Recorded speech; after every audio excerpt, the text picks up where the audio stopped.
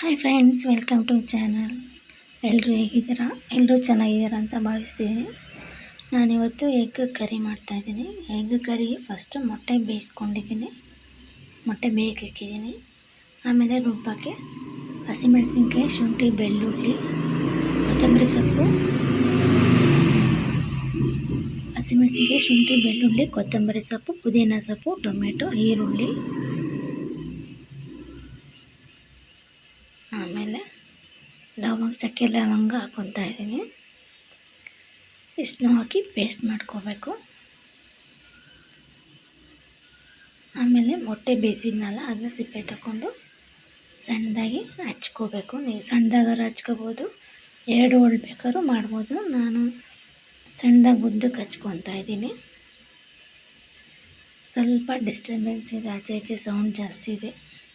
ನನ್ನ ವಾಯ್ಸ್ ಬೇರೆ ಸ್ವಲ್ಪ ಕಮ್ಮಿ ಇದೆ, ಅಡ್ಜಸ್ಟ್ ಮಾಡ್ಕೊಳ್ಳಿ.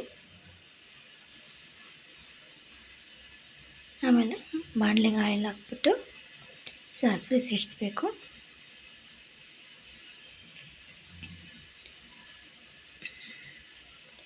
ಸಾಸಿವೆ ಸಿಡಿಸಿ ಒಂದು ಅರ್ಧ ಈರುಳ್ಳಿ ಒಗ್ಗರಣೆಗೆ ಹಾಕ್ತಾಯಿದ್ದೀನಿ.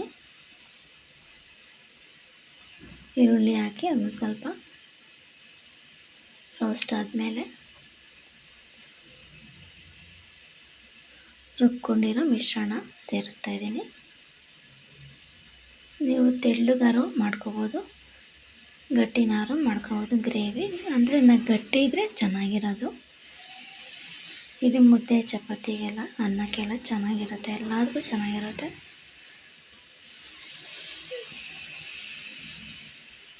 ಇದೊಂದು 2 ಕುದಿ ಬಂದರೆ ಆಮೇಲೆ ನಾನು ಎಗ್ ಮಸಾಲ ತೊಗೊಂಡಿದ್ದೀನಿ. ಎಗ್ ಮಸಾಲ ತೊಗೊಂಡಿದ್ದೀನಿ. ಆಮೇಲೆ ಉಪ್ಪು ಹಾಕ್ಕೊಂಡಿದ್ದೀನಿ ಟೇಸ್ಟಿಗೆ. ಮೊಟ್ಟೆನೂ ಉಪ್ಪು ಹಾಕಿ ಬೇಯಿಸ್ಕೊಂಡಿರೋದು.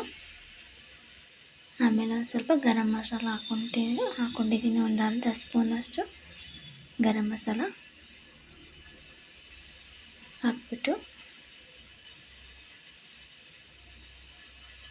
ಮೊಟ್ಟೆ ಸಾರೆಲ್ಲ ಮಾಡ್ತಾರೆ ನಮ್ಮ ಮನೆಗೆ, ಜಾಸ್ತಿ ಈ ಥರ ಮಾಡಿದ್ರೆ ತಿನ್ನೋದು. ಗರಂ ಮಸಾಲ ಹಾಕ್ಕೊಂಡಿದ್ದೀನಿ.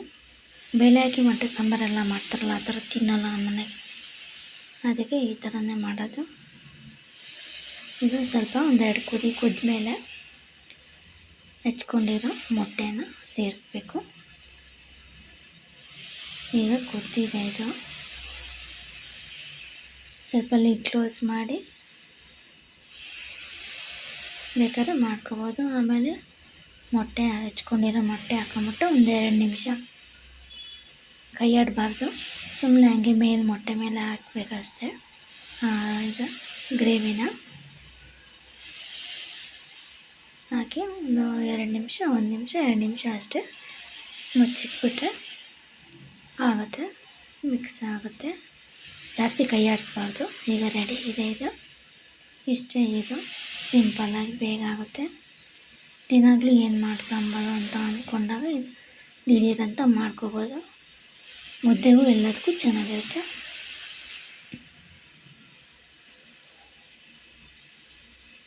ಹೀಗೆ ನನ್ನ ಚಾನಲನ್ನು ನೋಡ್ತಾಯಿರಿ, ಸಪೋರ್ಟ್ ಮಾಡಿ, ಸಬ್ಸ್ಕ್ರೈಬ್ ಮಾಡ್ಕೊಳ್ಳಿ, ಲೈಕ್ ಮಾಡಿ, ಕಮೆಂಟ್ ಮಾಡಿ, ಶೇರ್ ಮಾಡಿ. Thank you for watching.